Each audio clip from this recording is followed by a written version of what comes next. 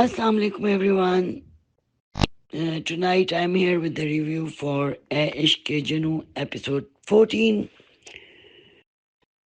Well, अब हमने ये देखा कि जमाल ने पूरी तरह से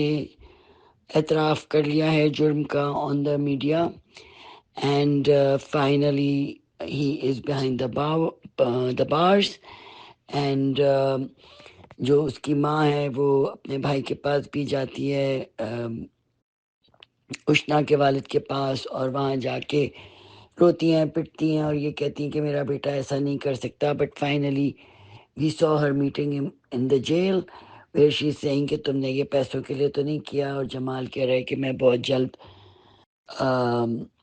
रिलीज हो जाऊंगा बाहर आ जाऊंगा और आप बिल्कुल परेशान ना हो और ये रोए धोए मत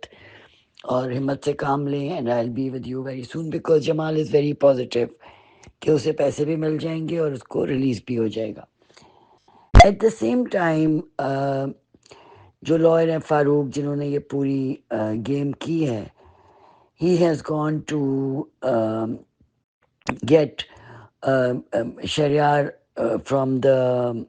जेल एज वेल और शरियार ने उनको उनकी गाड़ी में नहीं बैठे वो अपनी टैक्सी पे घर जा रहे हैं एंड में हमने ये भी देखा that I will talk about later. At the same time इनकी बहन ने भी फ़ोन किया और जो रियल कल्प्रिट है छोटा बेटा उसने अपनी माँ से कहा कि ये फारूक मामू हमारे सगे मामू हैं कि राहिम को ज़्यादा फेवर कर रहे हैं who is an adopted child और बाबा को ज़्यादा फेवर कर रहे हैं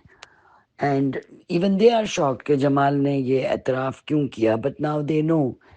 कि जो उनका भाई है लॉयर फारूक उसने ये पूरी सिचुएशन क्रिएट की है अली नवाज के कहने पे because he is very close to his brother in law. The father is quite content. Ali Nawaz Saab is very happy because he knows that अब राइम जो है वो जेल से रिलीज हो जाएगा. एट द सेम टाइम माँ जल्दी जल्दी तैयारी कर रही है कि मैं अपने बेटे को शेरोज को बाहर भेज दूं और फिर हमने देखा कि वो उसके लिए सारी प्रेपरेशन पिछले एपिसोड में कर रही थी and now she is finally packed her his stuff and sending him abroad to an aunt or someone और कह रही हैं कि दिल लगा के पढ़ो और ये वो. तो और उष्णा जो है वो अभी भी कह रही है अपने घर में अपने पेरेंट्स को भी कह रही है अपनी बहन को भी कह रही है कि the real culprit is Rahim because Ushana disoriented है इस वक्त उसका दिमाग और she can not think clear all she know is कि राय नवाज के ये अली नवाज के बेटे ने उसके साथ ज्यादती की है. She is not very clear कि मतलब कि की किसने है उसको वो फेस और वो चीज़ अभी क्लियरली याद नहीं आ रही लेकिन ये उसको पता है कि ज़्यादती जो हुई है और मर्डर अटेम्प्ट जो हुआ है वो हुआ अली नवाज की बेटे की तरफ से बिकॉज वो हर दफ़ा यही कहती है कि अली नवाज का बेटा और फिर वो राहिम का नाम ले लेती है. तो एंड एज यूजुअल जो कि हमारे माशरे में होता है कि उसकी जो बहन है एमन की ड्रामे में उसका मियाँ जो है वो बातें बना रहा है ताने दे रहा है और कह रहा है कि तुम्हारी तो बहन ने ये किया और उसका तो उससे राइम से अफेयर होगा और उसको द यूजुअल यू नो जो हर हर फैमिली ही की कहानी बन जाती है अगर कोई मिसहैप हो जाए किसी लड़की के साथ तो जो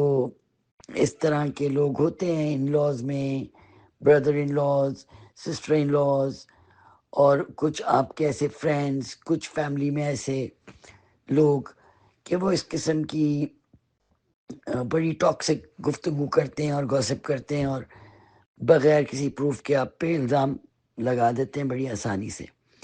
anyway so now in the end we see के जो लॉयर हैं फारूक वो जेल में हैं वो पुलिस स्टेशन के बाहर खड़े हैं राहिम को लेने गए होंगे गए हैं और राहिम आए हैं और वो टैक्सी में बैठ गया है उनकी गाड़ी में मतलब उससे अपनी नाराज़गी दिखाई है कि मैं आपसे नाराज़ हूँ because you did not stand with me in the beginning और अभी भी जो कुछ ये कर रहे हैं ये उसके बाप के कहने पे कर रहे हैं